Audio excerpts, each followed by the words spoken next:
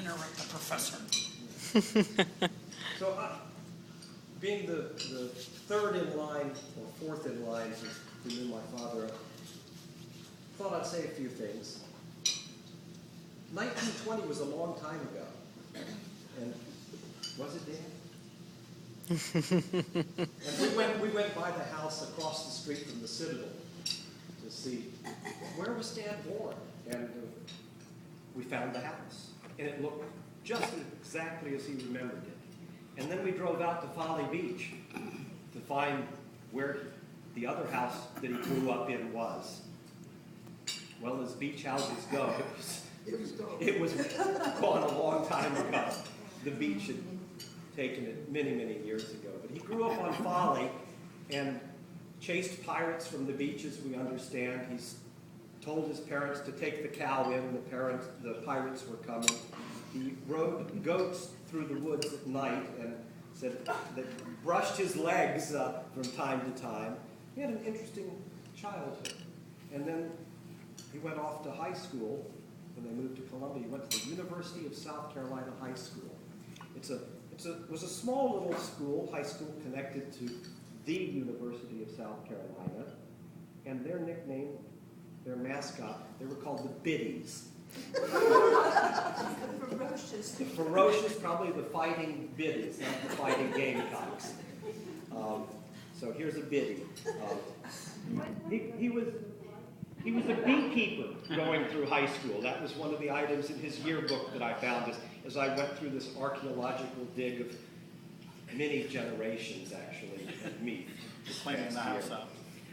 From the University of South Carolina High School, he went up to Clemson and graduated with a degree in pre-med. He was going to be a doctor. And I've uncovered a lot of stuff about those early years, and including some letters from someone named Helen. Mom, distract Mom. Someone distract Mom. But her name appeared in a lot of places as he went to Scotland with his group of folks driving little Higgins boats, and then they went over to Scotland, and then they got word they would go chase Rommel around North Africa for a little bit. So he took his boats and his boys, and they did the landing there, the third wave into North Africa, and he got to chase Rommel out of North Africa. From there, he and his boys in their boats loaded up for Sicily and went up through Italy. He said it was not a lot of fun. Dad never talked much about this part until he saw a show called Band of Brothers. And there were some interesting ties. Mother said she actually knew one of the guys the story was based on. Dad was not too happy about that, by the way. But Goes with Helen. yeah, goes with Helen. So there was a little tit for tat there. Dad was involved in liberating a concentration camp toward the western side of Munich. And he said, that as he watched Band of Brothers, that's exactly what he encountered. And he mentioned a number of the things that we saw in that film. So that wasn't just the film that actually happened that he was telling us about it. So some fairly significant things happened. And then the war came to an end. He played around in Germany and found signs that the Germans had replaced and changed to confuse the Americans, but Dad didn't need a road sign to tell him which way the right way to go was. He knew from his head and maps and aerial photographs. And I found pictures of a bridge that he'd built that was instrumental, the engineering folks. Then the war ended, and instead of going over to fight in the Pacific, he was assigned back to Atlanta, to Georgia, and it so happened he was given the job of working for a general who had just returned from a POW camp, who was married to a remarkable woman. And the gentleman was General Brower, Edward Brower, who survived the Bataan Death March. and the Russians liberated him, and he returned to Atlanta to be with his wife and family. He's one of that group termed the Brothers-in-Law Club, was it? Yes? Was he the founding member? Aunt Frances was a formidable woman. She made it through the war not knowing whether or not he was alive or dead. And Dad was assigned to work for General Brower. And Mother was at Agnes Scott at the time. One of her classmates at Agnes Scott, a few years her senior, was Claire. Not many years, just two. So mom and her sister were at Agnes Scott, and Aunt Frances looked after Mom. Mom would spend time over on Springdale, that wonderful old house. And of course, Dad was there taking care of General Brower. And it seemed as though Aunt Frances ordained that Dad was going to marry Mom. She was an inveterate matchmaker. And she made that match happen in 1947. But they weren't resistant.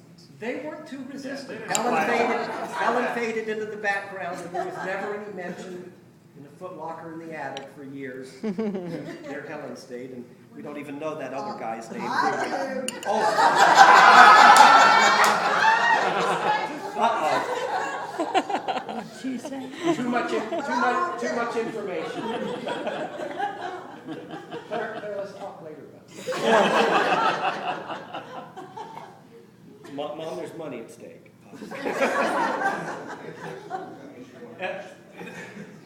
So that was Atlanta, and there was Fort McClellan, and a wonderful horseback riding, and a horse. What was the horse's name? General Forrest. General Forrest was the horse, and they had a nice life until Fort Eustis, and I came along. Aww.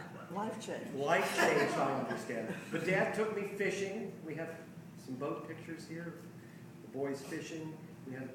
We were at Fort Eustis long enough for two of us to be born. And Mother still hadn't gotten the message yet that maybe these kids were more trouble. But we stayed in Fort Eustis for a few years and were transferred. Instead of going over to the Korean War, Dad, fortunate Dad, as you can see in Arctic Circle pictures here, and his training, his Arctic training, his summer and winter training, he loved Alaska.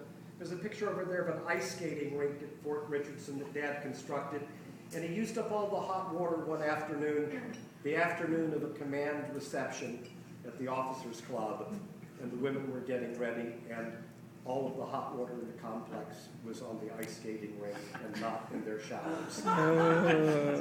Chilly reception. Dad had a very chilly reception. So did everybody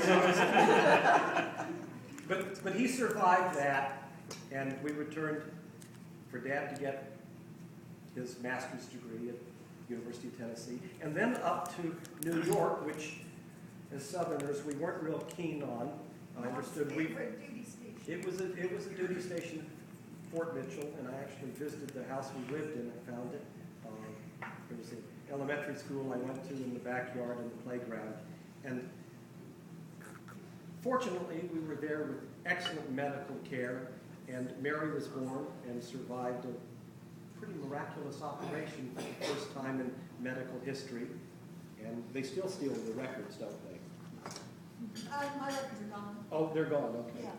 But stolen over and over and over again. Your records were stolen. Yeah, medical history. So Mary was born. We were transferred to Okinawa, and Mother thought she was seasick or car sick or something, and all of a sudden she was regretting having thrown away those maternity clothes. Because after a trip across the Pacific and 51 weeks after Mary, the last of the litter appeared on Okinawa. Julie's our Okinawan. She's really Japanese. Where's your birth certificate? Julie was the surprise. And She'll never go to Arizona. yeah. And they took us all over the Far